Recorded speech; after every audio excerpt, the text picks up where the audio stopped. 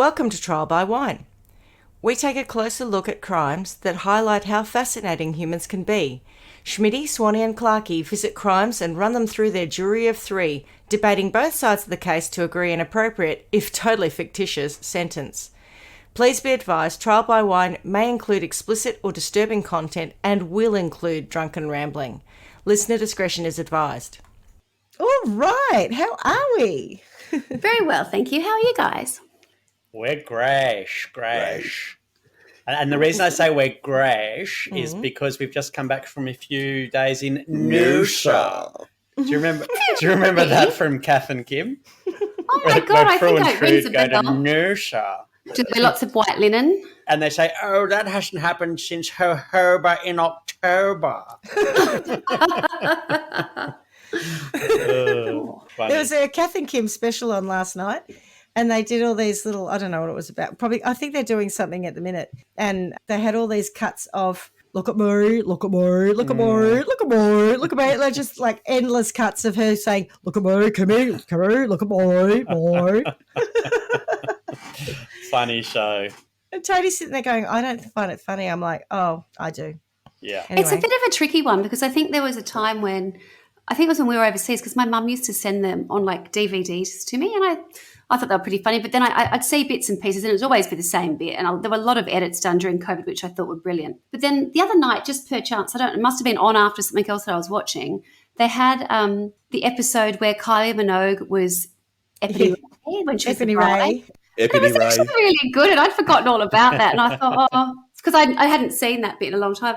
I thought, gosh, it was really clever. It was really a moment, wasn't it? Yeah, it was. I'm going to remind you, Swanny, when we were in England, I once said to you, do you like Kath and Kim? And you said, no, it's a bit too close to home for me. I'm sure I did. That's why I like it now. I don't disagree with that. That's factually, that's so correct. I thought The Castle was a bit like that. Like, there were bits of it that were hilarious and other bits I just sat there going, ugh. Too close. This is my childhood. Yeah, exactly. I would have to say that between Muriel's Wedding and Porpoise Spit, not so much of The Castle for me, but it might have been more for a Victorian audience, I think, perhaps in some ways. Yeah. That didn't affect me quite the same way. But that, and then certainly there are moments of Kath and Kim where I think, oh, gosh. Oh, the serenity. That reminds me of something and someone and, yeah. The serenity of The Castle always made me laugh. Yeah. And when they're driving up to Eldon, and it's dark, and then you hear this alarm, and it's like, oh, that speed camera radar really paid for itself. The number of times my dad got booked going up to Eldon because he was speeding. It was very close to home. Yes. Yeah. Well, what are we drinking? Ooh. Well, we've been drinking what seems like. I can't even use my words. For what seems like? But for what seems like days. And so I did contemplate not drinking today, but then I thought it would be trial by water again and I couldn't have that. So we're having a Feathertop Fruilano. Beautiful. Which is what very is that? Delicious. What's the name of the wine? Not the brand, but what's a Fruilano? Yeah, I've never heard that before. Have you heard of a Fiano? No. They're similar. It's kind of, I don't know, it's very nice. It's dry. It's nice. It's different, unusual. Nice. I like it's it. Different. It's unusual. It's not Tropicana. Yeah, I think actually. Let me see if that's exactly what it says on the back of the bottle. Yeah, it's nice. It's different. It's unusual. Oh my lordy, yes indeed, and do da day, Janelle. Well, similar to you, I have had drinking for days and thought maybe I should just give it a miss. But same as you, try by wine, not try by Pepsi Max. So I'm drinking a Heathcote Shiraz. Not that it couldn't be trial by Pepsi Max the right price. That's right. That's true. Or coconut no product sugar. endorsement here. No product endorsement here. Yeah, no, I just thought I'll pull it out for the team. So Hang there you on. go. I just thought of something. Swanny, were you actually saying that you would change what you drink to Pepsi Max for a price? Not to be honest. It's funny that it came up. There's a restaurant here that I went to lunch the other day and I said, can I have a Diet Coke or a Coke Zero or something like that? And I forget every time and they go, Pepsi Max, okay. And I laugh and I go, no, it's not okay. I'm good. Don't worry about it. And Right. I don't know why I think that. In the end I went, What would be the price? I do it for free, honestly. It's not that bad. I'm not that. I don't I don't like it, and I don't like how it comes with pizzas and that when the kids buy it. It's in plastic. It comes back to my glass cans, yeah. thing. So yeah, so I've just got a lime mineral water. Sorry guys, I know it's a disappointment. That's right. So who are we? I'm Schmitty. I'm Swanny. And I'm Clarky.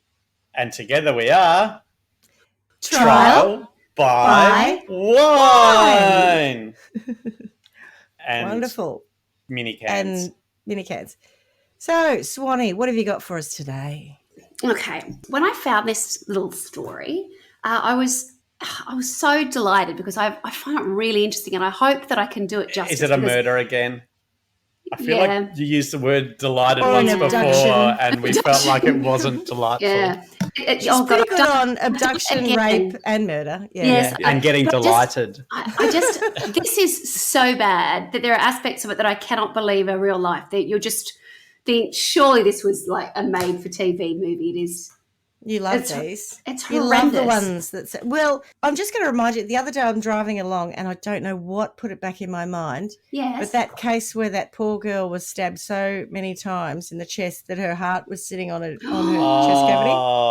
Now, I don't know how you can get worse than that. So let's buckle up and find out. Well, I don't take any pleasure in the actual criminal part, not at all. Yeah, but it's a really interesting story.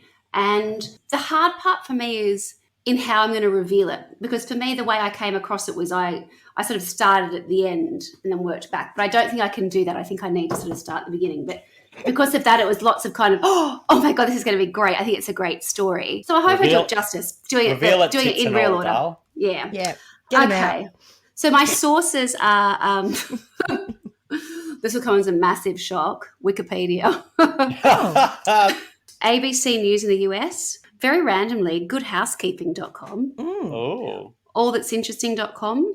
Yes, and without giving too much away, BuzzFeed.Unsolved Network, which was on the internet. Yeah. And I won't tell you the actual name of the particular episode. I don't know, it was an episode, a mini episode that I saw. Because that'll give it away. Otherwise, it'll give it away. The title would give it away. And I've got lots of ideas about what we can title this this episode.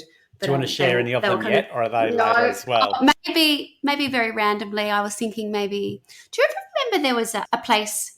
I don't know if you would have had it in Melbourne, but it was certainly one in Sydney called CPK, which is California Pizza Kitchen, which was kind of cool. It was a concept out of the US, or out of California actually, out of Beverly Hills, where it was like kind of sophisticated pizzas. We hadn't had those, and they might have had. I remember having one that had potato on it, and I'd never had a pizza that had potato on it. In retrospect, it all came into vogue and then went out again. Do you know what I mean? We all went back to. But CPK reminded me that might be useful. And also, what about a BLT? Yeah. Do you remember when BLT is? Yeah. But you wouldn't have remembered having a BLT as a child, right? That came in when we were sort of like maybe finishing school, going off to uni. Yeah. And, I'll have a BLT. You know, it became the thing. I reckon they were around in the 70s too. Oh, for sure they would have been, but no one called them that, right? No way. Yeah, do you recall them? I reckon I might. In the Gong, I would say after I finished school, there was sort of like this moment where small cafe-style dining started really for the first time. We didn't have something like that beforehand. We were either maybe a coffee shop or a restaurant. Yeah, and not much between. And that sort of cafe-style dining, and it was when, nachos or wedges. Oh, yeah, I remember nachos and wedges, with all the sour cream. Yeah. Tea, avocado was so exotic, but I was like, I might have a bit of avocado. I reckon Coles Caf would have done a BLT. They would have done a club sandwich, and I reckon possibly a club sandwich for sure. I don't know what you're talking about, but we used to have a Kmart. I'm not sure what you're talking about.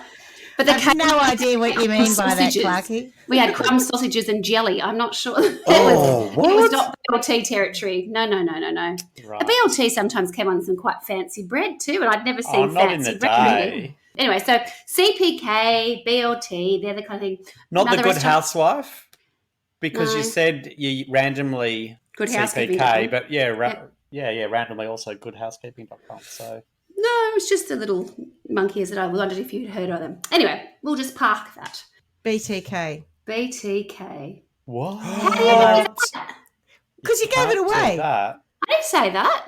Well, you were talking about acronyms. Is this BTK? Yes. I think you did say it, Dale. She didn't No, she say didn't it. say it. No, Did one I of just us say know it? everything. Yeah, no, yeah. I know everything. It's Yeah, just yeah. that. Yeah, sorry. Go on, Carla. I'll edit that out. Oh, I don't know where to start now. Oh, no. I figured you must know. I actually don't know the details of it, though, so go right I've ahead. never heard of it at all, which was No, I quite don't, nice. Oh, yeah, guys you were- don't. This is something it's best to Yeah. not have heard of, but Absolutely. strap yourselves in. Okay, so let me introduce you to Denis Rader. So Denis Rader was a gentleman who was born in March 1945 in Kansas in the US. By all accounts, he had a pretty ordinary childhood.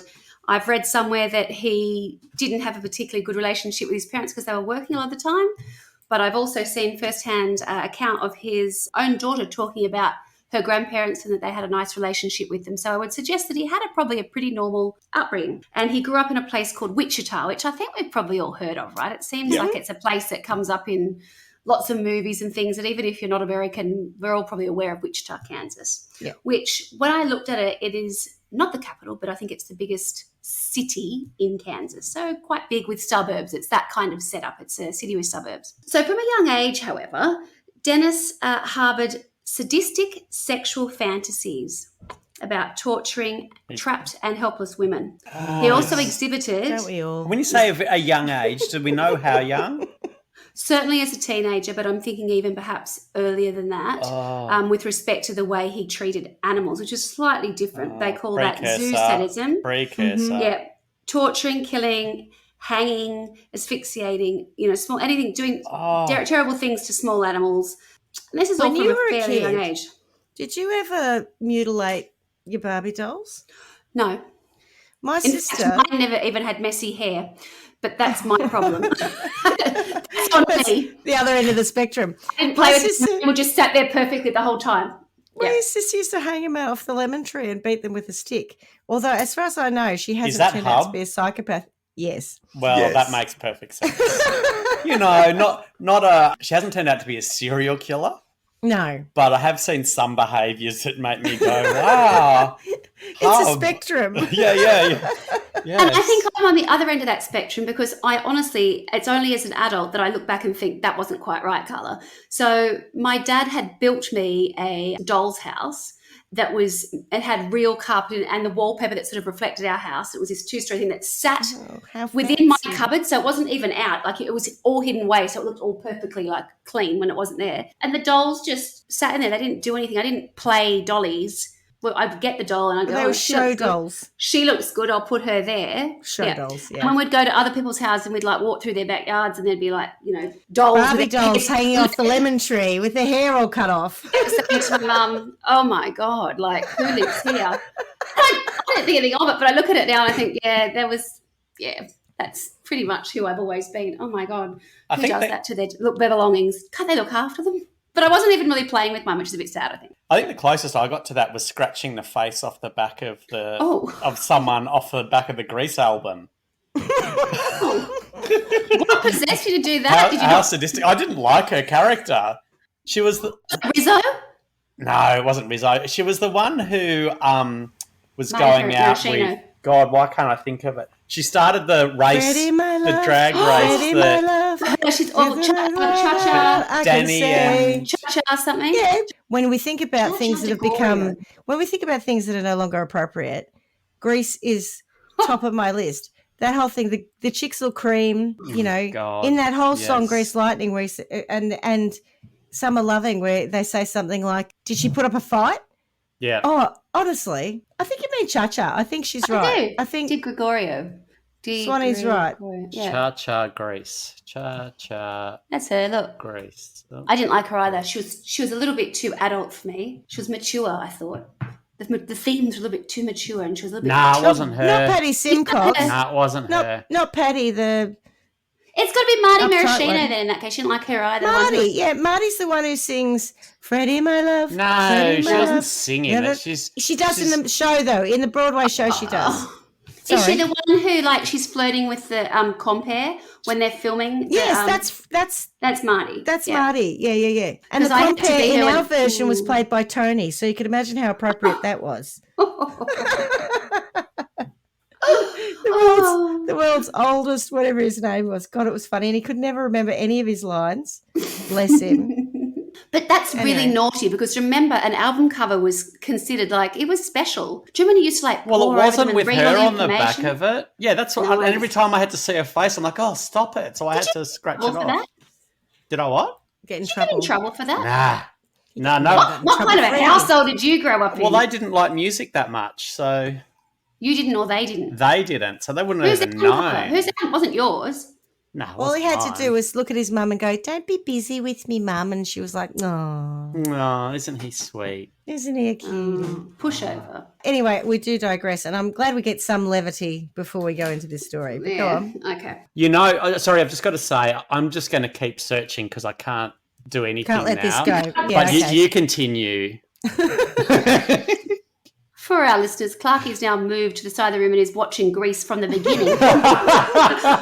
So he can truly remember who it Immerse was face he himself. scratched off the And cover if because he wouldn't it's- get it wrong. If at some point I yell out, oh, it's because I found it. So Okay. Okay, so Denis Rader, not so healthy when it comes to If only he'd had a Barbie doll instead of pets. But anyway. maybe. He also sort of started acting out sexual fetishes for voyeurism, autoerotic asphyxiation, and cross-dressing. Yeah. and He's got the whole cross-dressing. gamut. He was just one of those people who started, spying on neighbours, and he Did didn't he mind steal dressing up any in women's underwear? clothes, including women's underwear that he had stolen. Oh, bingo. Yeah. Snowdropper.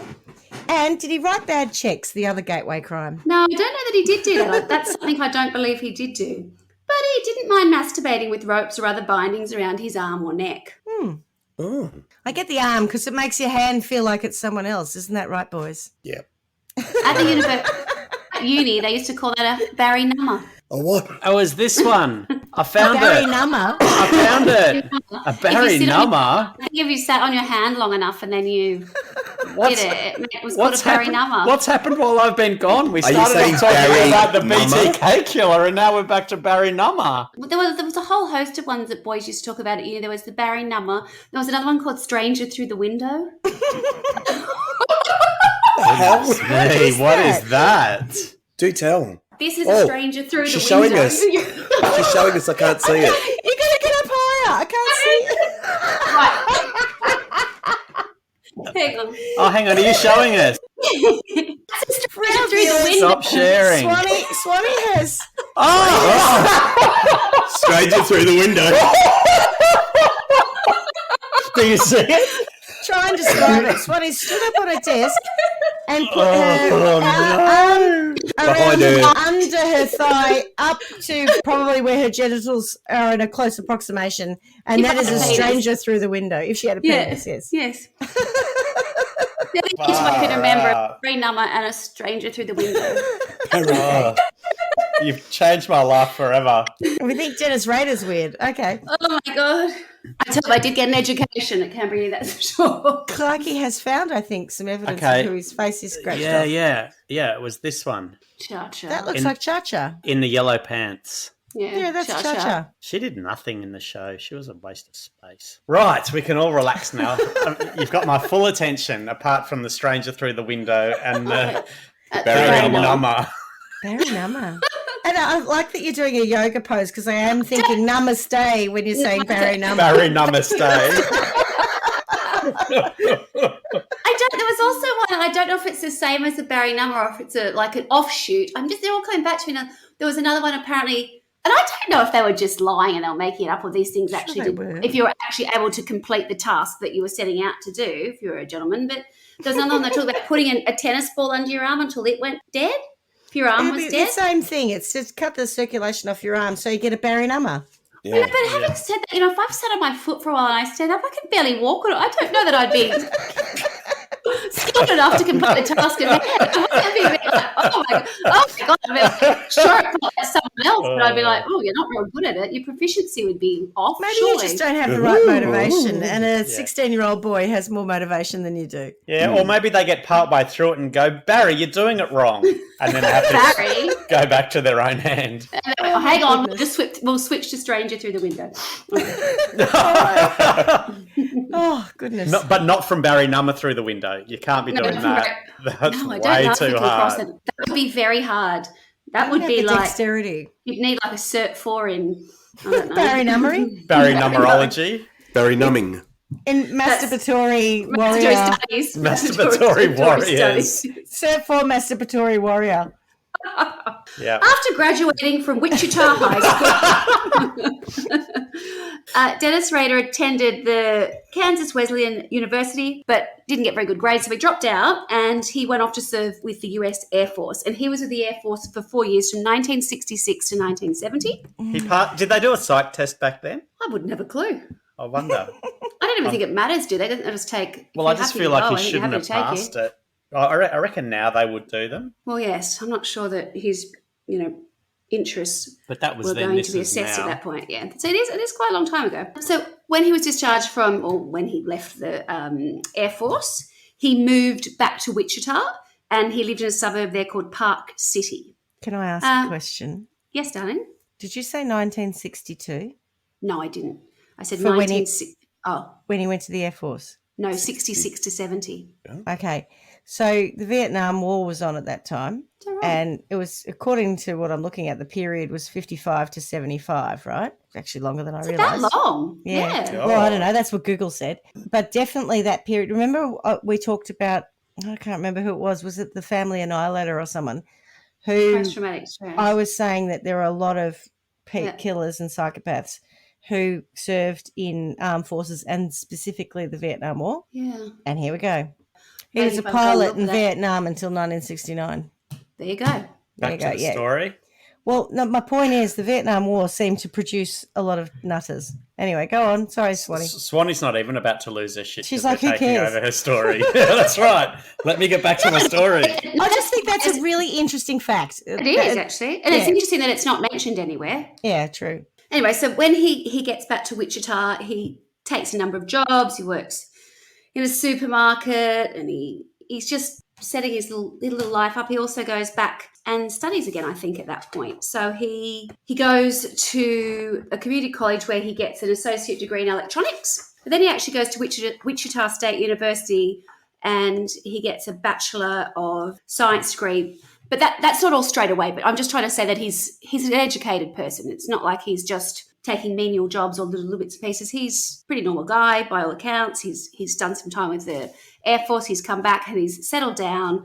And in doing that, he's also met a woman called Paula, who he marries. So he starts dating Paula in 1970, and by 1971, they are married. I think it's fair to say at that time, he's probably already living somewhat of a double life in the sense that his interest of stalking people, breaking into houses, and just basically being a bit of a pervert, existing or coexisting side by side with being seen to be a young married couple. So early on as well, he works as an assembler for the Coleman Company, which is an outdoor supply company.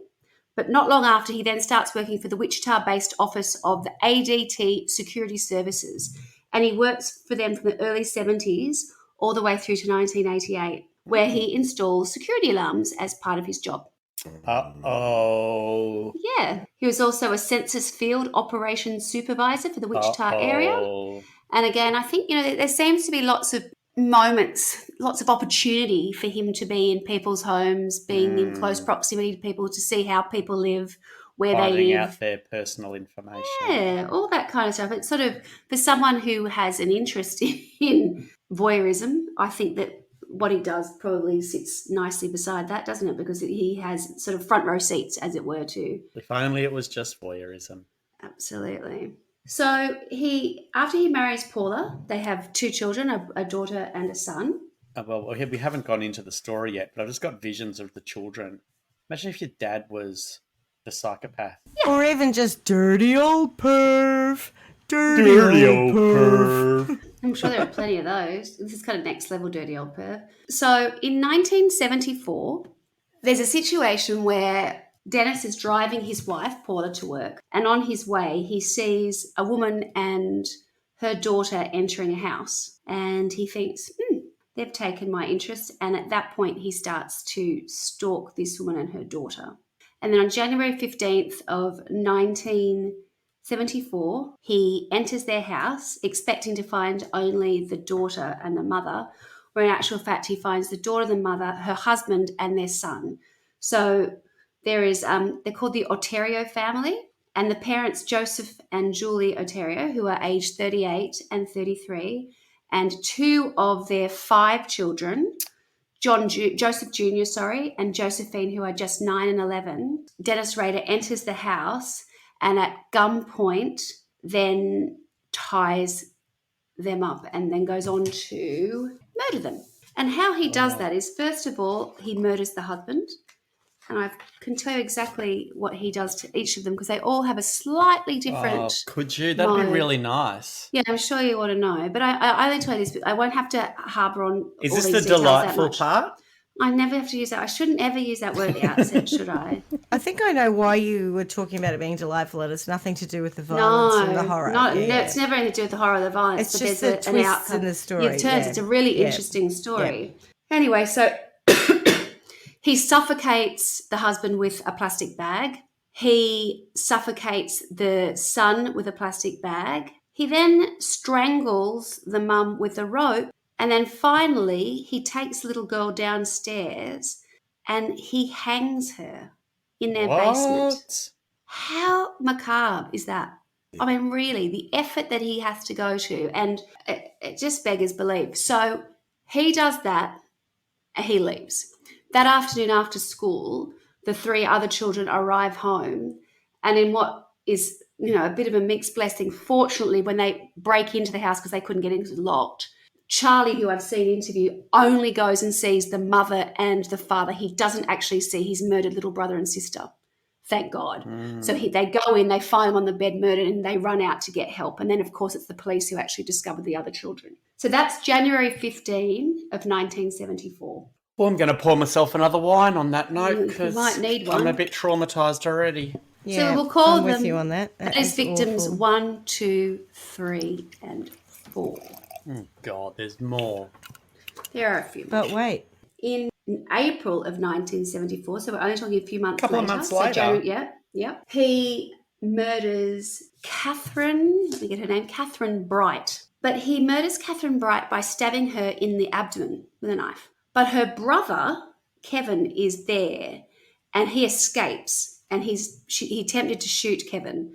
But So Kevin, did he break into their house? I believe so. Right. And what I have seen, which I found quite interesting, was, and it kind of starts coming at Wichita was a place that was, I've heard it described as, Americana personified at that time. It was a lovely place to live. People didn't lock their doors. It was, it's in the middle of the country. And by all accounts, it was a lovely place to, have a family and grow up, and kids were riding bikes down streets and going to fairs and doing whatever else. Yeah, but in 1974, so was downtown Essendon and where we lots all of grew places. up. Like, Yeah. life was It's a simpler felt time. safe. Life felt safe. Absolutely. Yeah. And this, obviously the murder of the family, all 4 of them, that really shook the community. And I've seen a lot of the newscasters of the time, who are still around, interviewed, and they say that this started to totally change the face of Wichita because they'd never had anything like this happen before, and it went from a place But where it's people also thought, really brutal. oh, yeah. And when that family had been murdered in that way, one of the newsreaders at the time, who at the time was an investigator one, he wasn't the anchor, he was the young guy out covering the story. And he said, I've never been in a situation where when the police came out, they were so quiet. He said the police weren't giving anything away. He said because I don't think they really knew how to deal with the terror of what they'd seen inside, because what they saw inside were people who were tied up, they were bound, the little girl was hung. It was really not this kind of idea where not that I wouldn't have known how many people were being murdered in Wichita at the time, but it wasn't something gone wrong where someone's been shot and, it's a panic and whatever else. No. All 4 of them had been murdered, systematically killed. Yeah. Absolutely. There'd been time and effort put into their demise on each account. I think he said, the police were shocked in the sense that they didn't quite know, and what should they share? What panic do you want to create? Like it was just, and the family hadn't been in town for an awful long time. I don't think. I think they were relatively new, and people just didn't know, right? What, who, how, what, why. This doesn't happen here. So imagine that. So January 15, we've got the Ontario family, and then April 4th, I can't say her name, Catherine Bright is also murdered. And she was, so they're both in Wichita. So sometimes when I say Wichita, but they're, all within a certain area, so really pretty close in the city. And this is where things start to get a little bit more interesting. This is when Denis decides that if he's going to go and do all this work on, stalking and then murdering people, he wants people to know about it. Oh, what a narcissist. Yep. At one point, he wrote a letter that had been stashed inside an engineering book in the Wichita Public Library in October of 1974, which described in detail the killing of the Ontario family in January of that year. Now, how did somebody come upon that? Yeah. He directed them to it. Right. He constantly directed them. If you had stashed that in the Moonee Valley Library, it's still there. Really there. in the engineering section. Yeah. Like, oh. It's still there in 2022. Yeah. No, it's at the Salvation Army and still there because someone's donated it years ago. 50-cent discount bin. That's right. I know, Sorry, right? Swanny. That's fine. So he said, by the way, you need to go and look in that engineering book. Correct. So at this point, we've gone, so he's murdered 4 plus 1, and then the brothers got away. And this is when he's like, hey, just so you know, you might want to go and look in this book because I think something there's going to be of interest to you. And he starts sort of courting. How did he do that? Press. Letters at this point. Letters to the press? Yeah. Right. Yeah. So between the spring of 1974, so remember the murders that I've covered have been in 1974, to the spring of 1974 and winter 1977, Rader killed 3 women. So Catherine, who I'd mentioned previously, but then he also goes on to kill Shirley Vian Relford on March 17, 1977, so a little bit later, a couple of years later, and Nancy Fox. And I believe that in between 74 and 77, I think that's when his children were born. Now, with Shirley was only 24. So up until this point, everyone's really young. So we had the couple that were 38, 33, and their 2 children, 9 and 11.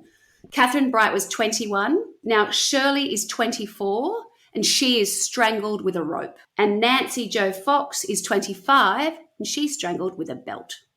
So he really likes watching people's, having the control and their life in his hands or his belt or his, he likes to strangle people. That's his modus operandi. So 1978, he sends another letter to a television station. The television station is spelt K-A-K-E, cake, which must be Kansas something, K-E, I don't know.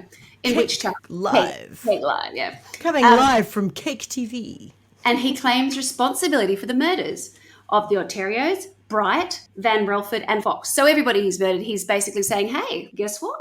FYI. I know who did that. It's me. It was me. At this point, and this is where I want your attention, he suggested many possible names for himself. This guy's a branding expert.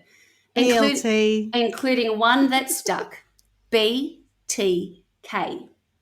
Mm-hmm. What do you think that might stand for? Clarky, would you like to guess? I would have said by the knife, except that he was strangling everyone. Yeah. So no, well, one died by the knife. You're quite right. Bacon, lemon, tomato. Bacon, tomato, lemon. No, where am I getting L from? That's bloody BLT. That's where I'm getting that from. What does it be? Bacon, tomato, kale. Oh, awful. Best tequila in can, but can spelled wrongly. I know. That's why I just think, wow, like he is totally wanting the notoriety. He wants people to know what he's done. He's so proud of it. He feels like he has to draw attention to it. I want the spotlight on this. This is what I'm telling you. How about we give me a name? I'm thinking BTK, and BTK stands for bind, torture, kill. So it's all the game. As he said, not bacon, tomato, and kale. Not bacon, tomato, and kale. So, but at the same time, or very similar period, you've got 2 other very famous serial killers in America doing this similar kind of cat and mouse game. Not easy to get a headline. No. So Son of Sam and the Zodiac Killer did the same thing, yeah. See, I haven't covered those, but when you say they did the same thing, you mean they also called They the press? contacted the press and they gave themselves monikers, all by the media kind of thing. Yeah. It was like a cat and mouse game. Mm-hmm. Wow. And it's hard, isn't it? Because the way we consume media now is totally different than what it would have been then. And we don't really know on whether things are on, like, we certainly know that, they say historically a lot of Americans weren't getting access to lots of international news stories, but I wonder if within each area and state and whatever else, how much they were being exposed to by. And, we look back at situations and we go, oh, well, that's that entire story. But as people are living some of these things and there's years in between and connections have yet to be made, it's not necessarily someone's going, oh, well, I'm looking at the Son of Sam, whatever else, because we see it as a different story in its totality now. Yeah. But it might have been a different time, but yeah. Yeah. So he's, basically trying to get some media coverage. What's a man got to do around here to get a little bit of PR? God. He's trying to get his influences up. He's trying to get his numbers up. Exactly. He's getting exposure. What are his impressions? Followers. Yeah. So he needs some followers. He's got a lot on. He's trying to be, this family man, and by all accounts he is. He's also, I would, have to have as a guess, stalking somebody who's going to be his next victim. Oh, and, is he? Yes. Oh. And then he also is keeping, and we don't find this out till later, but he's keeping mementos and taking photographs of himself with the little souvenirs that he's taken from each of the murders. That's the delightful bit. Oh, that'd be the delightful bit. So there's that. He's thinking, how am I going to get maximum exposure? I need people. I want to be notorious. I want people to give me the recognition that I deserve. So that's why he's working, overtime by sending letters out to the media to try and get their attention. And loving himself sick when he sees himself on the news, I bet. Ugh, it's so disgusting. He then starts to demand media attention. He sends another letter because at this point, what's interesting is Wichita is really very unsettled. So there's definitely stuff happening, but I guess the media and the police department are trying to keep somewhat of a lid on it. People are scared, but exactly how bad it is. But what he does, he kind of forces their hand. And he basically sends another letter and says, you need to start telling them what's going on, I think. So then it becomes sort of, official. Wichita has a serial killer, and people are terrified. Wichita's got a serial killer in it. Yeah. Wichita. A woman who was interviewed, who is, she's a newsreader now, but it was a young girl at the time. He had hidden in somebody's cupboard for hours before he'd murdered them. He waited for them to go to sleep. So creepy. And it was described. He was basically the boogeyman, isn't he? He's that person. Yeah. He's hiding under the bed. He's hiding things. So he's breaking into people's houses. And at one point, he had spent hours in someone's cupboard. I think that might have been Catherine from memory. Catherine, yeah. And then comes out and attacks them. But that fear of, she said, I still will look in the cupboard. I will still look behind a shower curtain if I'm not familiar with where I am. She said, because it was such a formative part of my life, it totally changed the personality of the town, of the city. People were living in fear, and it was just totally out of control. The sea. Why? Jaws. Because there's someone hiding. Something terrifying. That's what I was thinking. I saw something at a been formative a man period hiding of time. in there for hours, waiting for me to go to sleep. No, because of Jaws, right? There is something that's terrifying. As you say, the boogeyman. Is that really why you won't go in the sea? 100%, yeah. Wow. Sorry, Swanny. That's all right. I'll just say that these concepts are terrifying and they get into your psyche and you can't get away from them. Correct. Yeah, but it's the sea and you've still got to jump in. It's amazing. Everybody that they speak to from, who lived in Wichita at this point, totally freaked out. Yeah. It had massive scarred. And I don't know if I've ever mentioned this before in any of these podcasts, but maybe I'm sure I would have. When I was in high school, we had what was known as the Bulleye Rapist. No, you haven't mentioned it. No. Oh, well, it was quite a big deal in Wollongong where I grew up. And I grew up in the suburb next to that. And it was harrowing. And, we had the police come out to our house and in our neighbourhood. And I don't know how long it went for. It was for a couple of years, I want to say, that this guy was breaking in and raping people. And it was horrendous. He got caught. But he'd get away in drains. Oh, yeah. Trains? Yeah. Drains. Like it, Stephen King, it. Ugh. But it's interesting because it was my formative years. I was a teenager. I talked with my mum sometimes. I say, I remember with the nights we'd be crawling around our house. Someone would think was with a torch outside. I can only imagine how bad this was. This is just next level. Did I really think he got away in trains? I've been delayed for 20 minutes. Oh, well, I'll just... How's that Friano going for you or whatever it's called? They're always like, sitting on the platform. What are you doing? Well, maybe the train service was better in the 70s, but it's certainly not that good now. What was it? I'll tell you when we don't get anywhere. Was it always a replacement bus service? Because the trains never run on time. Oh, no, we're replacing this crossing and that crossing. There's now a bus service. You're right, Swanny. It's taken me 4 hours to get away. I knew I should have got in the drain. Oh, gosh. Around about the same time, in a letter, he claimed to be driven to kill by Factor His X, wife. not the That was a X, like Factor X, which he characterized, right, as a supernatural element that also motivated Jack the Ripper, the Son of Sam, and the Hillside Strangler murders. So you're kind of, you mentioned Son of Sam X-Factor. before. I mean, So you must Factor know where X, Son of Sam, yeah. X Factor's probably drawing some people who want to kill. Simon Cowell, we've got a new idea for a show. We're going to change Factor it. X. Yeah. And we go,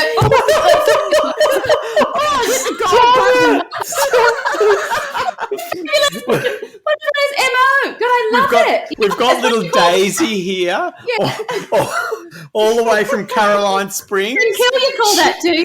She's brought her pet rabbit.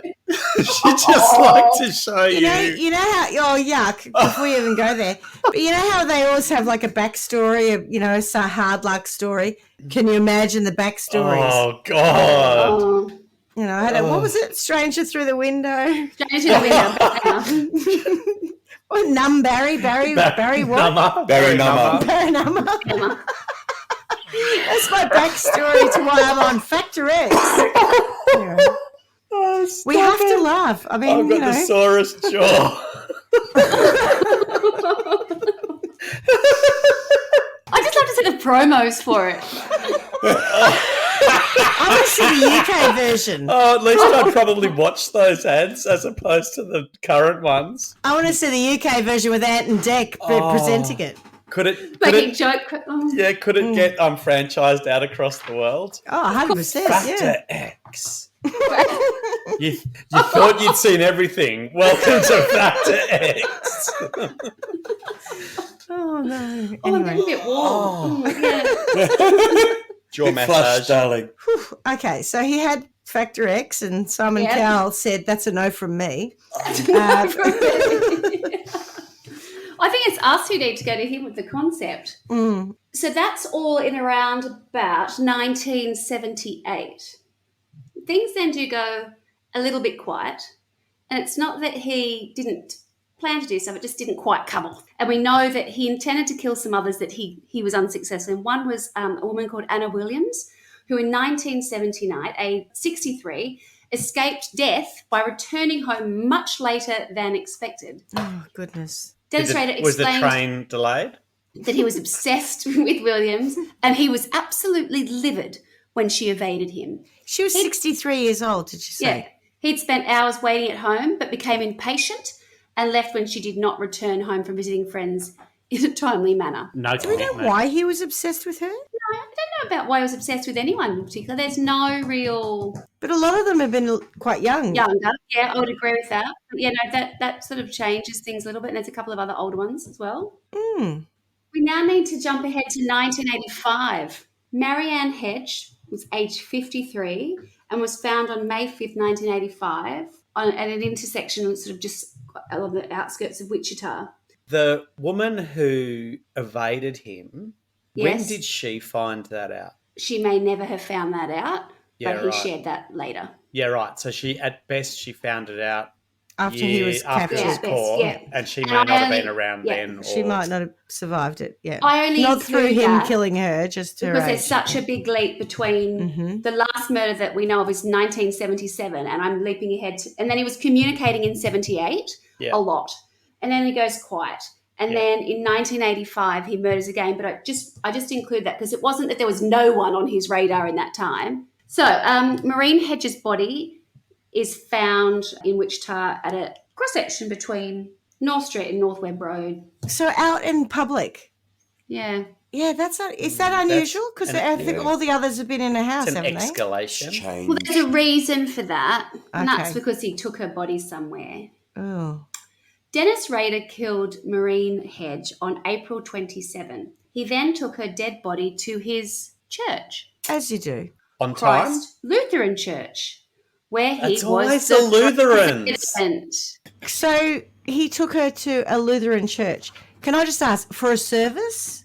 No, I'm No. sorry. No, I'll rephrase that. Please. Oh, no, I didn't mean it like that at all. I meant to attend Weekend a at religious Bernie's. service, No, not to be serviced. Sorry. no, he had a very specific reason for taking her there, and I shall reveal that. So I don't know if you caught that before, but he took her he took her dead body to his church, Christ Lutheran Church, where Was he a pastor? Right. No, he was the Minister? president of the church council. Oh, you've always This is all got to getting a watch little this. bit too He relate didn't take her to there for a revealing. service. Yeah. You know what he did? He took her there where he photographed her body in various bondage positions. No. Where, In his though? church? On the The altar church. or? I don't know that, but What does it matter? Rader had What's previously. this weird? Like, why not do it somewhere it's else? so strange. Well, because this is where he gets off. He had previously stored black plastic sheets and other materials at the church in preparation for the murder, and then later dumped the body in the remote ditch, which was where the cross section of those Was streets she were. a member of the church? I don't think so. Did he murder her at the church? You said No, was that his? I don't know that he. I the think he house? took her to the church. How did he It's kill so her initially? weird. It's so Weekend at Bernie's. So rules out the He defence strangled of her with no his hands. premeditation. No, I just think it was in. She might have been the neighbour, actually. I think she was the neighbour because her address on the file that I've got here is North Independence Street, Park City. And I know from watching part of a documentary that the Denis Rader's daughter says, this is the street that I grew up in. It was called Independence Street. So this woman lived in their street. And if that's right. it doesn't say here that she's a neighbour, that's who she is. So this woman lived in their About street. An shitting older on your woman. own doorstep. Yeah, so she's a 53-year-old neighbour who lives in Independence Street, Park City. Has been strangled with his hands and has been taken so that he could take photographs of her in bondage positions At the church, which he'd already prepared to do, and he had a name for it. It was called Project Cookie. Cookie? Don't know why. Yeah, don't know why. Oh, Jeez. not BLT? Talking all these food references. Unbelievable. I know it's quite remarkable, and I understand, although I don't have particular documents to support it, but I understand that during this whole sort of murderous spree, he continued to correspond with the Taunt press the and the police, media. taunting them. Yeah.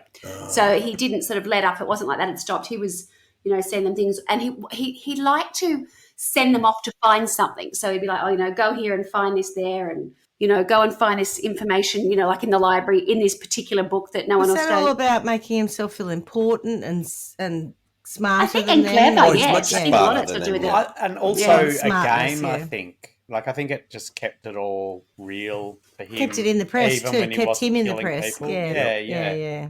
His next victim, so we're now up to 1, 2, 3, 4, 5, 6, 7, 8. Is that right? That can't be right. 9. There's 11 on this list. There's 10 in total. Oh. He then strangles a woman who's 28 called Vicky Lynn. I don't know how you pronounce her surname. It's spelled Wegerle. Wiggly whoop. I don't know. Wiggly whack. But he strangled her with a nylon stocking. Wegler. And again, it looks like he's broken in there. There's sort of their streets, their home addresses. He's gone into people's homes. And that's just the terror. Yeah, Can the you home imagine it? invasion is a hard one, isn't it? Like, Yeah. And what's important to note here is we are now talking about 1986. Wow. Yeah, Wow. it's a long time, right? In 1988, Can I ask? I Yeah. know we've covered a lot of these, but in this whole period of time, what was the evidence trail for the police? They don't mention anything.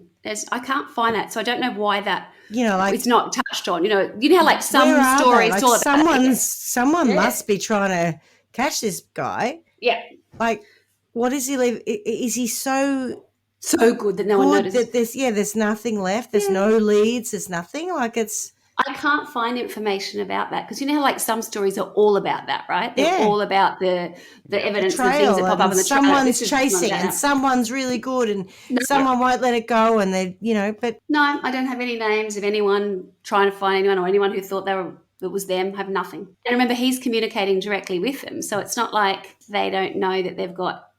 This is probably a person correct. Yeah, Come on, I think that nutter's not the right word to use because I know plenty of nutters and none of them would do what he's doing. Yeah, and when you get on the bus, does the nutter sit next to you? Exactly. His final victim was Dolores E. Davis, and her body was found on the 1st of February 1991. Jeez. Wow. Yeah. Ooh, Was she Massive. freshly And she'd been passed? strangled, yep, with Not pantyhose. like she wasn't From the in 80s. a basement somewhere from the 80s. I don't think so. The thing is, there's no information on her particular, like, you know how there's a lot of information on the first one, then it just starts to become strangled by belt, strangled by rope, strangled by hand, strangled by nylon stocking, strangled by pantyhose. Like, it's sad. That's what you come down to, like this sort of notation in a list. Because you're just part of, Yeah, that's What I find really interesting is that he calls himself BTK, right? So bind, torture, kill. Yeah. But apart from the Ortega family, oh no, I think he may have bound some of them up. it might have bound them, but like not that I'm saying he should have worked harder and tortured people, but I feel like he's given himself this big, persona. Title. Yeah. And then he's strangled people. I feel like if you're going to criticise him, that's not the point to criticise. Fair enough. Oh dear God. Couple of red ones and a verve in. I mean, I'm fine with everything he did apart from that bloody acronym. It's just he's got no integrity. To be something. I agree. Yeah. Overpromise and underdeliver.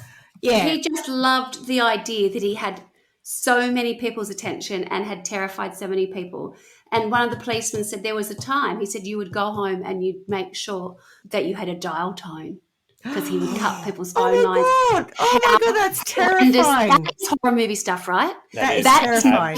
This horror movie. Yeah. No, you're 100% right. And this man say that, like, this big bulky man, he said, there were things that we did, and one of the things that you did was you made sure you had a dial tone. And I went, oh! That is terrifying. But that feels like that belongs near your album cover, but we used to have next to our big stereo, we would have the video that we had borrowed from the video library with its big, case and whatever else. And my parents, if they were, hired a horror movie or whatever else, remember A Stranger Calls? When a Stranger Calls, that's exactly what I was thinking of. I could never watch any of those things, and I would be terrified looking at the artwork on the sleeve of the video. And when I heard that, check your dial tone, I went, my blood ran cold because I thought, oh my God, I was so terrified of that whole. Have you seen that people movie? Calling, I would never be able to watch it. But there's a bit in the movie where they go, we've traced the call, it's coming from your house. Inside your house. And you just, I can't deal with this anymore. If you haven't seen it, don't watch it. Just don't. Have you seen it? But can you imagine what it must have been like in Wichita at that time? Yeah.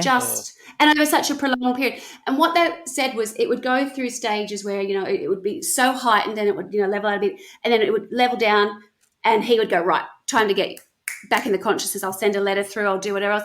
And, they were obviously sitting at the radio station, the TV station, waiting for the next communication for him to arrive. Sounds like Kim Kardashian desperately trying to keep herself relevant. You think Kris Jenner's on the phone going, I'd rather Kim Kardashian, though, than this guy, frankly. Like, she doesn't upset me as much. Our latest range, Skins, not Skins. Look how big my ass is. Like, that's fine. I can deal with that. Yeah, it does not terrify me. Like, make sure you have a dial tone when you get home. I just wish people didn't give her the publicity. And okay. But also for the young people who are listening to this who don't know what a dial tone is. Back in the olden days when we had home phones, when we had wired phones, not mobiles, and you picked up the phone and had a dial tone, and if it didn't have a dial tone, there was something seriously wrong. Sorry, I just realised we're all old. Yeah, so if somebody's thanks for cut the line reminding into us. your house, you were totally isolated, weren't you? If someone had cut the line, that's what they would do. If they're going to commit a crime, cut the line. I always thought I could run outside and use the Telstra phone box outside our house, but that's gone now too because there are hardly any of those. What's the modern day equivalent of no dial Your security tone? still If you're has scaring no little internet. kids, No internet. Maybe no internet. No internet, No no Wi-Fi. Wi-Fi. Yeah, right. And cutting things that, or electricity or something like that where you can't get to. No Cancelled connectivity. your fiber to the node. You've done what? Dun, What? All right, Swanny. Okay. Have you got So another the last nut murder- punch for us? This is where it gets good. So in Did you say 1991, the last murder and this is where it gets good? this is where it gets good. So because we're done with the murders now, right? Oh, we're done. Okay. We're done with the murders. Didn't No more say murders. this is the last murder. This is where it This gets is good. where it gets a bit more. You this is come where I across get as like, so yeah. proper, and then other times you just like. They don't Throw call me us under Rob a Swan bus. for nothing. Is this where Don't it call gets you coming what, Rob from? Swan? Ruffle bird. Yeah. R.O.B. Swan. I think we probably covered that I used to be called Rob Swan, but anyway.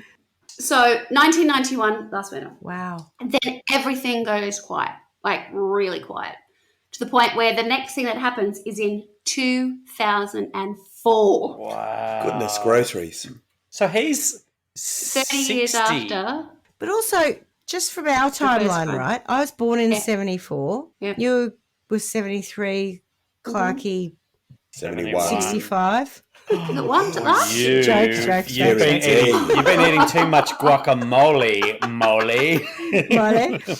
So from the time I was born and you two were, like, you were 3, Clarky, you were 1. I was See if we had born. Factor X. Sorry, I'm not He listening to you starts. anymore. He starts. Yeah. 91, I'm in year 11. You're in year Yeah. 12. Clarky's 27 and working 91, I was somewhere. first year uni. Yeah. What did you say? Clarky's at uni. Yeah. Oh, Tony. 91. All right. Tony, I Tony was uni. don't endorse for domestic violence, but That's- if a random hand slapped Schmitty across the back of the head, I didn't see He'd be fine with anything. it. I can't do the math. That's all. That's our entire life. Like this is What do you this mean? caper is happening from the time Oh, we're yeah. bubbies to the time we are young adults, and then we get to 2004. I'm just I know. highlighting how horrendous this time period is. In slightly offensive ways. Only to you. Okay. So 2004, as a sort of a retrospective, the Wichita Eagle, which I presume is the local newspaper, it puts an article, I there's might have an thought it was article the in local newspaper. wildlife, but And there is an article entitled BTK Case Unsolved, Shouldn't 30 even years give later. that shit. 30 Yeah, right. years later. And the article suggests, and the common themes at times, it wasn't quite that it had become urban myth, but it had been one of those things that it was part of the backstory. It's part Like of an history urban of- legend almost. Yes, more urban legend. That's a better way to say it. Of Wichita, people would talk about it. People's grandparents would talk about it and how it affected people at different points, depending on what age they were and whatever else. Whether they were worried about their kids, or themselves, or they were single women. So everybody had the way it had impacted them.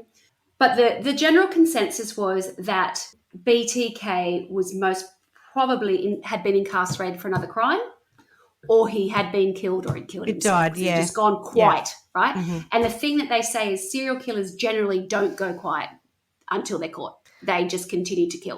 It's unusual that it had been for such a long, long period of time, given what he had done previously. Joseph D'Angelo is... Schmitty's still going all right. Well, no, but, the caught original Night Stalker, not the, 11th hour Night Stalker, blah, blah, blah, Erods, Joseph D'Angelo went quiet for 30 years and then got caught with DNA. Remember I did the familial DNA one? That's the guy who murdered and killed people Was over... he the policeman? Yeah, and I don't know, 14 years or something. Yeah. Silent That's for my 30 hair. years and then caught. Yeah. Also not normal. Right. Oh, no, not But normal. It does show that serial killers can get bored with their job as well. That's it. I quit. Just for now. This job's Just for now. killing me. From that article, Just don't feel It's appreciated. destroying Dennis my Rader then soul. initiates a series of 11 communications to the local media. He did. from that article, he came back and said, "Excuse Hang me, on a fucking minute. Yeah, I'll tell you. I beg So your I'll show- pardon. I How think you're very fine. dare I'm you." still alive, and I could kill again. What a load of old shit! Wow. I've never been so insulted in all my life. Come on, Leonard, we're leaving. What?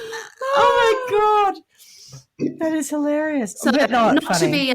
be shut down. So in March of 2004, the Wichita Eagle received a letter from someone, I can't believe he did this, using the name Bill Thomas Killman. BTK. God. And Bacon, Killman. tomato, kale. Oh, I know.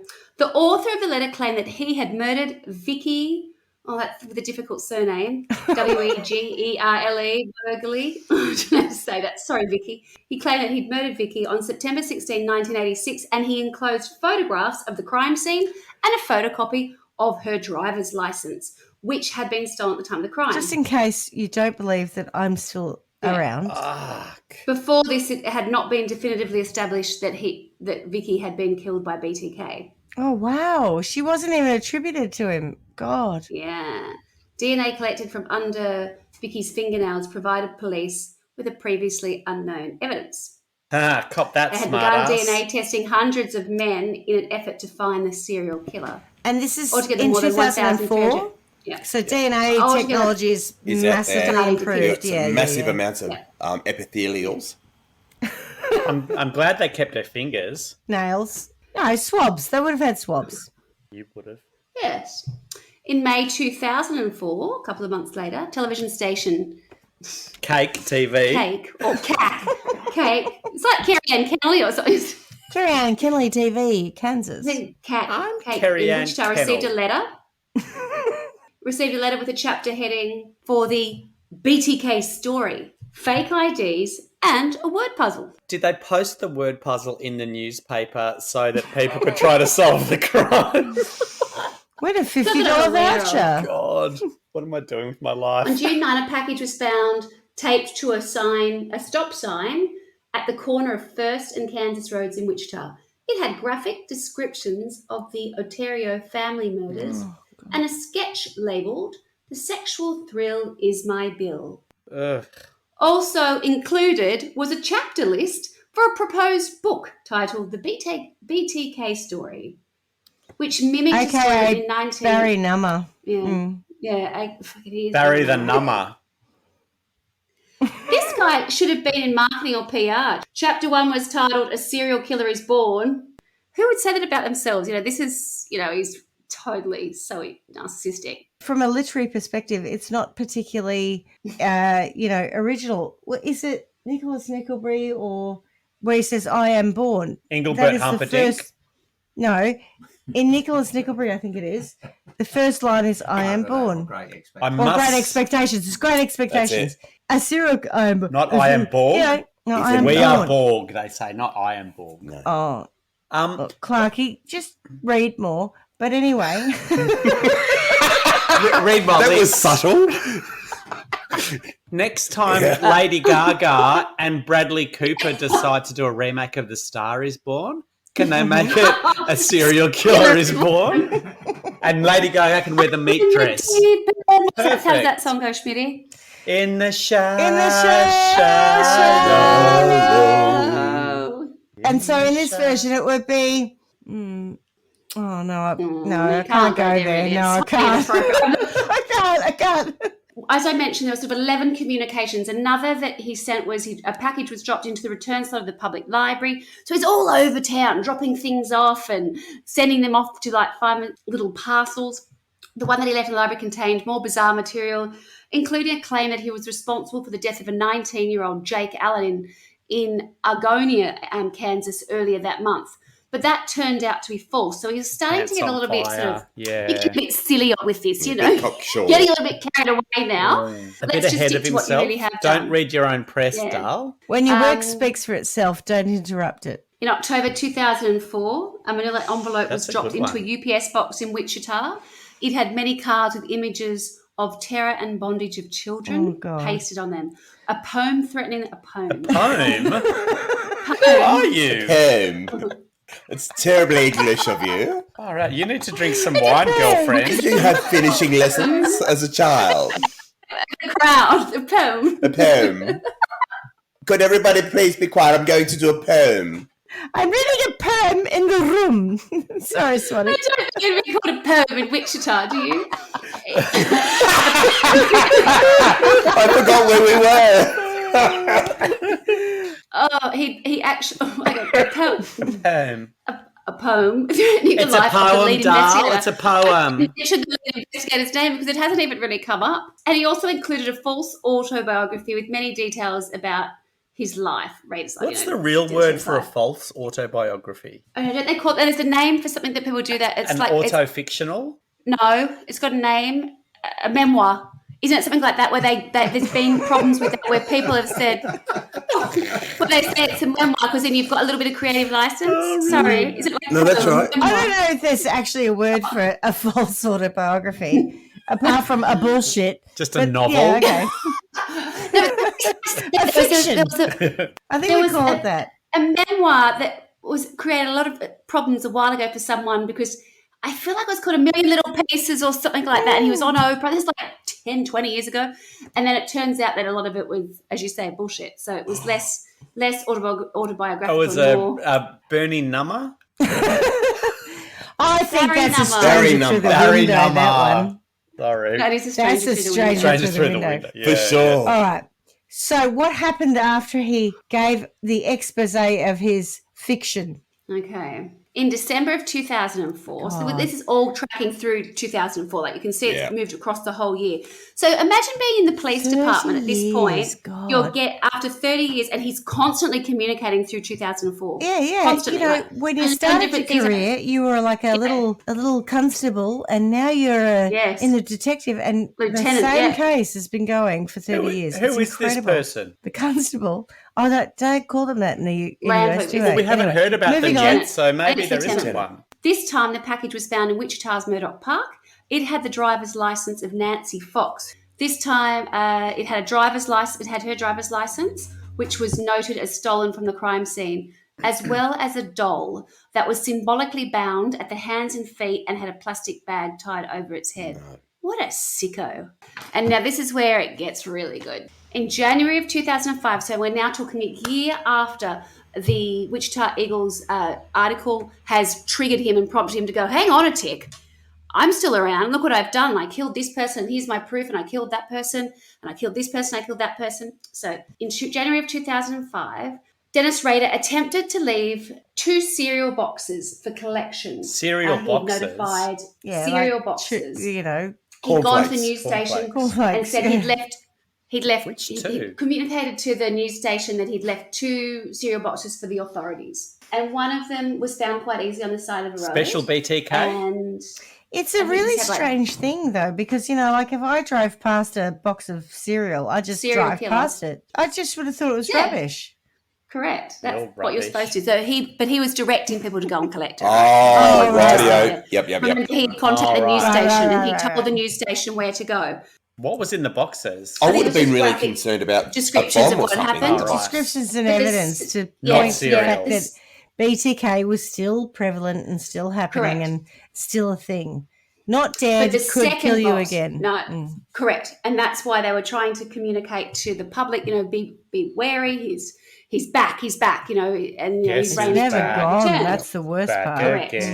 But the second cereal box was supposed to be behind a Home Depot, you know, their shop Home Depot, one of those mega strip mall kind of shops. However, it was never found. What? So he actually had to get in touch with them again. That would be infuriating. Excuse me. He chased them up. Are you not listening? He really did. Landfill, please. Like, seriously. So they did exactly that. That's exactly what they did. Because you know what? I cannot replicate that evidence. You need to go find it. It's hard to get good help around here.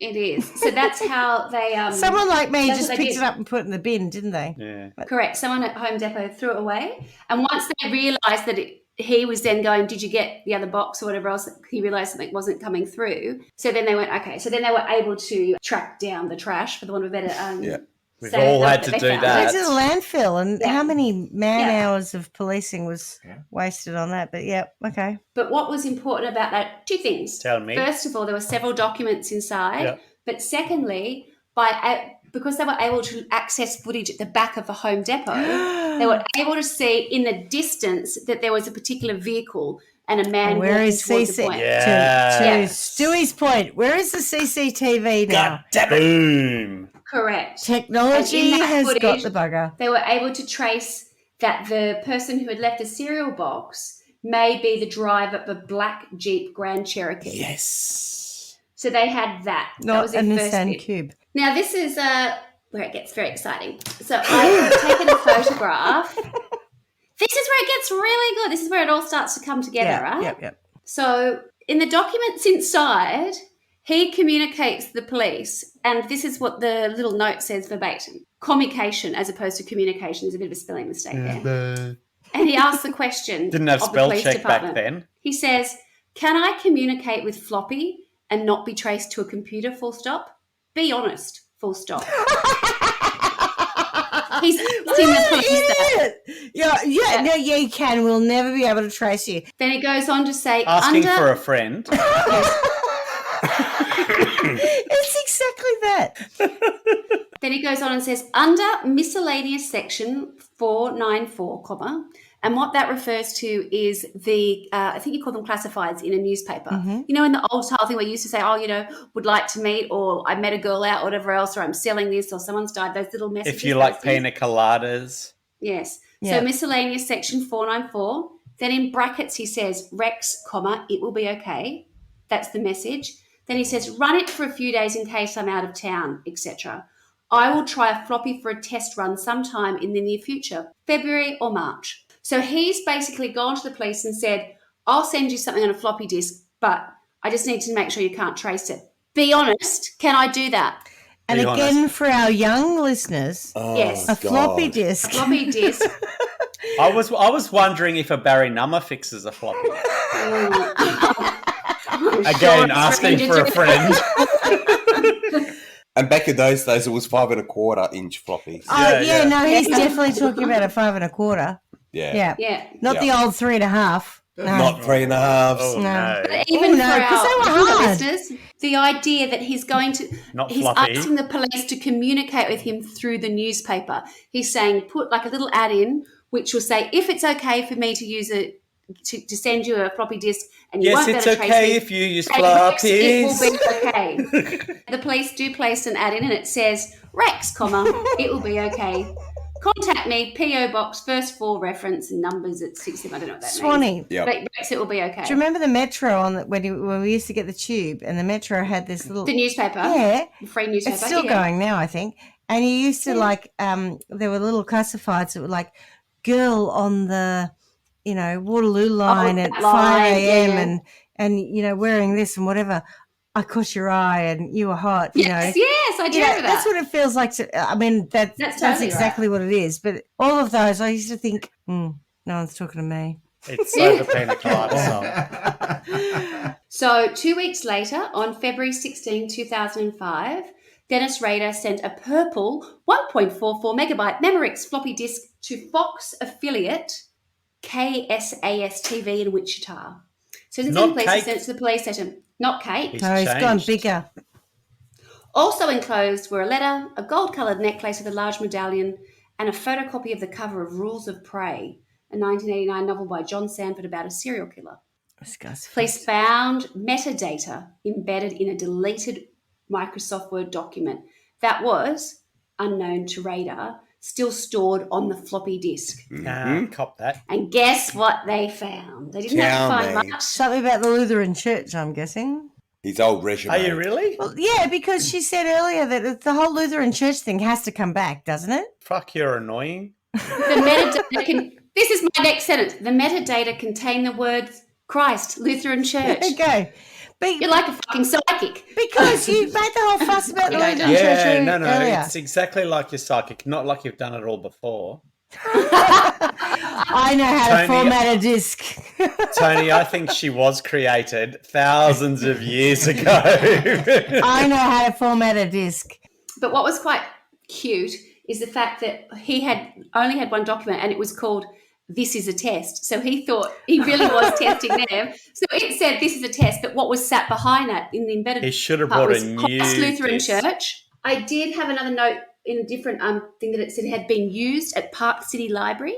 And the third most important part was that it had been, a document was marked as last modified by Denis. So those three things, the Christ Lutheran Church, Park City Library, and last Denis. modified by Denis. So they go and all get it his took membership card. was an internet search determined that Denis Rader was the president of the Church Council of the Christ Lutheran Church. When investigators drove by Rader's house, a black Jeep Cherokee, Bingo. in vehicle that was in a Home Depot surveillance Ba-ba-ba. was parked outside. This was strong circumstantial evidence against him, but they needed more direct evidence to detain him. Police obtained a warrant to test a pap smear taken from Rader's Oh, daughter. God. A pap daughter- smear for DNA. Oh, no. Oh, you don't want that in your soup. Why can't they His just get his daughter? own DNA? They mustn't have his, but they have hers, right? Yeah, but so they get get a warrant subpoena. to get his. Oh, that's Well, they Whatever got it's a gross. warrant. They called. got a subpoena to get hers. So what they're able to do is by testing her DNA, they were able to show a familiar match. Do you know what a pap Between- smear is? I know what it is, but I'm saying why are they subpoenaing hers? I don't really understand. Familial Because DNA, it's a DNA, but I don't understand. But it's why only going to they be can't familiar. It's not going to stand up I in know. court of I law. don't know why they can't No. just test his, but okay. Well, no, Well, I that'll be guess the they get- that'll be they're the trying to get precursor it- to then testing Yes, his. they're just trying to get a warrant. Oh, okay, So right. they were able to make a match between the pap smear and the sample from underneath. To have this in one sentence is a lot. Too many samples. For the right? sample under Vicky's fingernails. Too many Oh, smears. so the epithelials. It's like, oh, give to the field. This Epithelials indicated and- the killer was closely related to Rader's daughter. Right.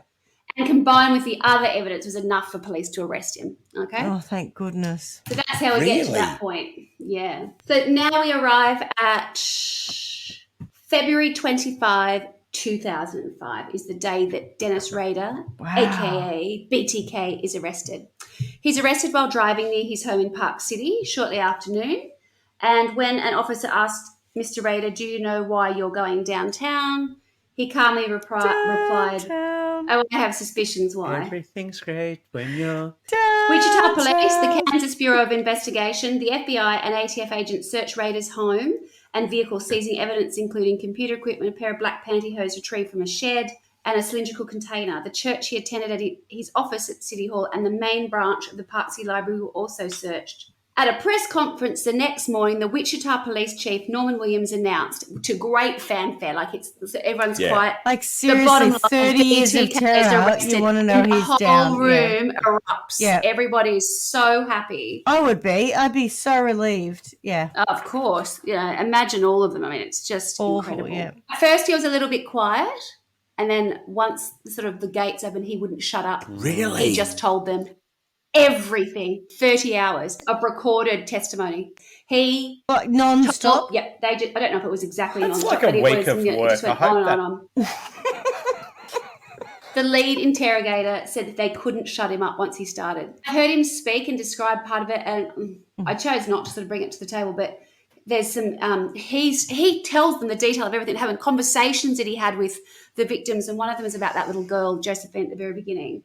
And she says, what's going to happen? He says, "Oh, don't worry about it. You're going to be in heaven with the rest of your family by tonight anyway. So, don't sweat it." Kind of isn't God. just things, and no emotion, horrible. totally. Never apologizes, no empathy, just very matter of fact, like he's talking you through. He's a psychopath. Yeah, Dom. absolutely. So, did he ever want to be represented He was, I think, but that was, I think, someone was. after the case? Because Court-ordered. he's just Court bloody ordered. bleeding it all out to It was police. Probably a interesting because court-ordered, what yeah. happened as a result of him confessing to all these murders, all of a sudden they were trying to work out, not just in Kansas, but sort of surrounding states as well, all these unsolved crimes and murders. Was it him? Was it him? Had he said this?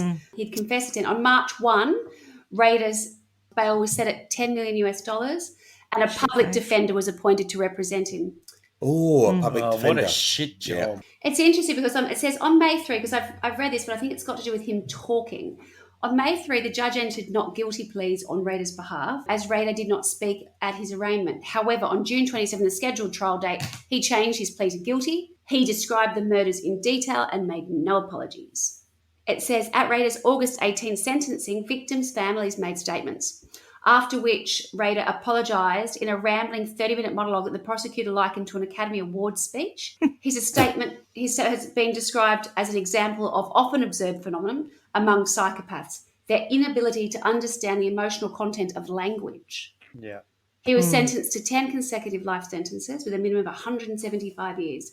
At the time, Kansas didn't have the death penalty at the time of the murders. And So when's his 175 years up? And do you think he'll get released? In a box. No. Is he still in prison? well, it happened. Remember, this only happened less than 20 years ago now. It's what, He's still in 2000? prison. Wow. He's possibly Yeah. dead, but 175 years, again, what's the point? 2005. Who lives that long? Who wants to live forever? I'm doing a Queen show not at the He's moment. currently imprisoned at El Dorado Correctional Facility, which I believe is in Kansas, although That's it's just now up the much road. less. It's just down the road from us. It's got the Victoria's smallest Smallest pub. pub. What, El Dorado? Yeah, El yeah. Dorado. Oh, No, there it's you true. go. In Victoria. Also, Yeah, but not in Kansas. Yeah. no, you wouldn't want to be imprisoned in Not El in Dorado. Kansas anymore, They all Toto. have very nice fences in El Dorado. That's what stood out to us when we went through there. Would you like to know what? I'll just finish on one thing, which was an evaluation by Massachusetts psychologist Oh, Robert I'd Mendoza. love Here we to. go. I don't know if Robert Mendoza is particularly special, but anyway. Rough old bitch Mendoza. Rough old bird Mendoza. Ruffle bird. Don't be rude, Carla. R.O.B. wrong. Massachusetts psychologist Robert Mendoza was hired by Rader's court-appointed public defenders to conduct a psychological evaluation to determine if he was insanity-based defence might be viable. He conducted an interview. I like it's an interview. I presume that there's more than one, but after he had pleaded guilty, Mendoza diagnosed Rader with narcissistic, antisocial, and obsessive-compulsive personality disorders. I can be like that at different times. He observed that Rader had a grandiose sense of self. He had a grandiose sense of self, a belief that he is special and therefore entitled to special treatment, a pathological need for attention and admiration. I think that's really important. A preoccupation with maintaining rigid order and structure, and a complete lack of empathy. And that, children, is BTK. Dennis Rader. Well, I Find, must say, torture, kill. that was delightful. Radio, you've made your point. I was. Bloody terrible killer. Isn't it That's what awful he that is. when I found this, I know that I've used the word delightful, but I was just tickled by all the turns and the fact that it's an this guy incredible basically got himself story. caught in the end. Yes. Yeah, no, Yeah. it really. Because he is. just couldn't help himself. Wow. Yeah. I'm smarter than you. I've got all this, and of course, there's a lot of stuff. His daughter, which I didn't want to say at the outset, his daughter has a book which you can purchase on Amazon called "A Serial Killer's Daughter." I feel sorry for them, the family. Oh. Yeah. And you know what? There's Could you about imagine 1,000,001 photographs of her and her dad. Obviously, because she shared them, I think, because there aren't very many. I can't find any with maybe Well, she with the must have son, done, but there yeah. are none that I can see with the mum. So the mum got an emergency divorce straight away, and she said she knew nothing of it. But it's funny. Like I did read in one article that there were a couple of things that were done that the mum did kind of turn a bit of a blind eye to, and then somewhere else it was like, oh, she had absolutely no idea. And I just go, She might have thought he was weird, but she didn't think yeah. he was going out and killing people. no. And look, Joseph D'Angelo, the original Night Stalker, was a bit similar in that his children, his wife had no idea whatsoever that he was this monster.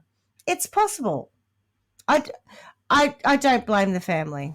It's interesting because what I think she's done, I've read a couple of reviews of the book and how people perceived it. So some people are like, oh, you're incredibly brave to write that and whatever else. And then there's a couple of people that say, I think you're trying to sway the narrative slightly to say, we had such a beautiful, normal childhood. And they sort of think, I think you're trying to paint it in such a positive light that people then, think, don't quite know what happened there. And she sort of says, I've forgiven my dad. But I've seen her, and she didn't believe it to start with. It sounds like the mum was the first one to go, right, I'm out. Not okay that she's forgiven her dad. I know forgiveness isn't about you. Isn't about them. It's about you. So forgiveness is about trying to make your heart better. But Yes. I don't know that he warrants forgiveness, and I don't think Yeah. that's something that. But I think So also she it's has easy to forgive someone of a crime they didn't commit against you. Correct. How does it? Yeah. Oh, So but if it's that horrific and it's that public, because I think that there is no doubt that she would have suffered as a result of what he did. For sure. Subsequently, And yeah. it's interesting that move she's town. going, I've forgiven him. Maybe I've forgiven him for the crime he caused me, but I would prefer if she was saying, you know what, I could never forgive him. It's interesting. It's a very good conversation. I think a child's relationship with their father is like if the father's not abusive and none of that comes Yeah. into their relationship, I think it's quite easy for a child to say, whatever my father has done outside of my relationship, whatever, is because they haven't experienced it. They can say, oh, well, I forgive that or I understand it. But there's one thing that I forgot to say in my last little note, which kind of brought a smile to my face, was when they went to court, Rader, he felt particularly betrayed by the police. He couldn't get past the fact that they had lied to him about the floppy disk. And he said to them in court, how could you have lied to me? How could you have lied to me? And the guy said, because I was trying to That was honest all the way. No, they should have said... Because it's our job. They should have said you called yourself to me? BTK and you didn't BTK everyone. I don't have a sentence because I haven't thought that far ahead. I was just trying to get through the story, and now I'm feeling my mind's a little fried. I've got one. Please do. Mine's going to be the creation of a new TV show called Factor X.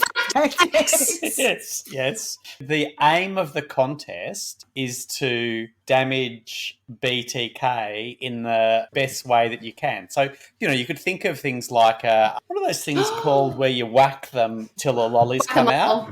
Whack-a-mole. Whack-a-mole? No. A Mexican... Pampineri. Pez. No. Why is it It's Mexican? Bomboniere. Pinata. Pinata. So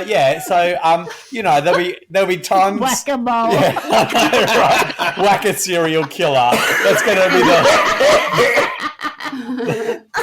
How sexist. So no, I think it could be like they come out and they hang him from a string, like he would hang a victim, but also not to the point where he's dead. So they'd have to have a rope around his waist as well around his neck. But then Daisy from Caroline Springs can come out with her stick that she found in her garden and whack him a few times. And the first one to make him burst open wins. And then Simon Cowell can go, "Woo, you've got the Factor X." And then maybe, the next week it can be something different. Daisy from Caroline Springs. And then it can change. It can change all the time. I don't know why she's from Caroline Springs. Because it's upper class Deer Park. It's just the first place that came into my mind.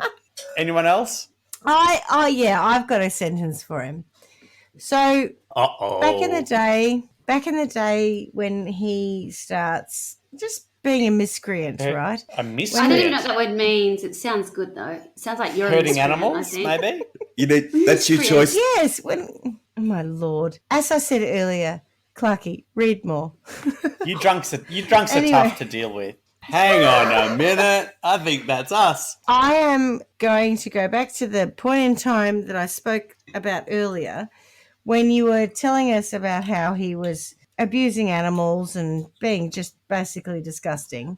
So before he gets beyond whatever age it is, I'm going to transform him into a Barbie doll at that point. Because, we're in the 70s, right? Well, no, we're not. We're earlier, but it doesn't matter. And my sister is going to hang him from the lemon tree. Ah, yes. Cut his hair off and beat him. Yes. And he's going to just basically be this plastic Red Raw Barbie doll.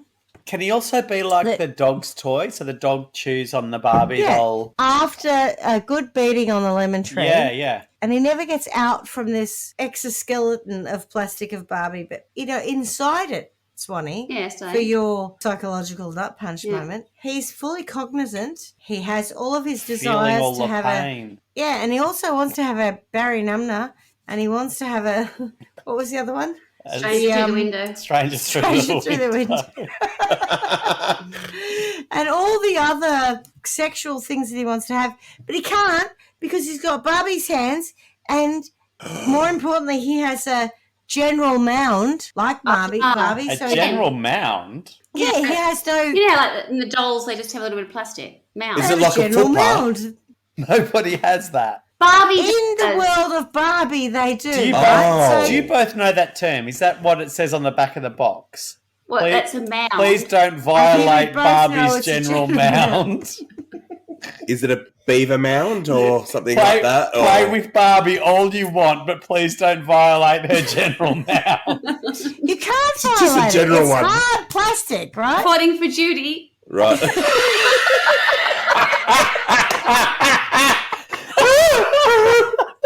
He's become a plastic doll hung off our lemon tree, and then at some point he will turn into a dog toy, and probably be buried in a rubble pile somewhere, never to be seen again. Yep. But the point is, his soul, his consciousness, everything is in that doll. So he's trapped in there. Yep. Before he ruins the life of his children and his wife and others, he's just stuck there. And that is my sentence for Mr. Rader. Oh, I like that. There's a couple of things that I've seen just now that I didn't tell you. One was that semen would often be found at the crime scenes, but he didn't have sex with the victims. And then somewhere he said that was out of respect for his wife. So he'd just masturbate as he was killing Out them. of respect for his wife. Really? Yeah. He's Yeah. quite respectful then. She wouldn't want to hear that. No. Oh my God, I'd never read this. He described his preferred masturbation practice as motel parties. He would go to a that's motel not- room, bind his wrists and ankles and cover his head with a bag. Well, that's not a Barry Nummer or a Stranger Through the Window. That's a motel parties. What is it? You bind your... Bind his wrists and ankles and cover his head with a bag. Well, how do you How do you How do you masturbate? wait? I don't know this. Well, But first of all, you got to put the bag on I don't first. understand how you do those photographs. And then what I always do, When I'm having a motel party. I missed that. That was just Tony reiterating say? how he did it. Oh, Caroline's gone out the room. Yeah. I can. tell us now. I'm unleashed. I mean, they call it a motel party. I just call it a quiet night in. I think he's one of the sickest people we've come across. He used to cut female figures to magazine ads and draw ropes and gags on them. But those photographs, I don't understand how he's been able to get himself that bound up and then be able to take the photo of himself. Do you know what I mean? How did he get out? How did he get up? I don't get exactly. that. Time I don't delay. get it. It doesn't look like a solo pursuit. This whole thing is like a horror movie where someone's made up. I cannot believe this is real life because all Silence the of the components when Lambs. they come together. Yeah. And actually, I haven't seen any of these because I actually thought it'd be better to do the story and then because sometimes I get a little bit caught up in what's fiction and what's character or whatever. Yeah. But if you're interested, it does say that there's episode 4, season 6 of Law and Order Special Victims is based on this case. Episode 15 of Criminal Minds is based on the Raiders murder. Then there's a couple. I think you guys mentioned Mindhunter, which I don't watch any of that stuff, but there was something We there. did the Criminal Minds, but Yeah. All right. I think I saw that. Oh, Criminal Mind. Okay, you saw that. So yeah, obviously it's been the catalyst for a lot of Fiction, oddly. characters. Yeah, and yet it's truth it's is stranger than fiction.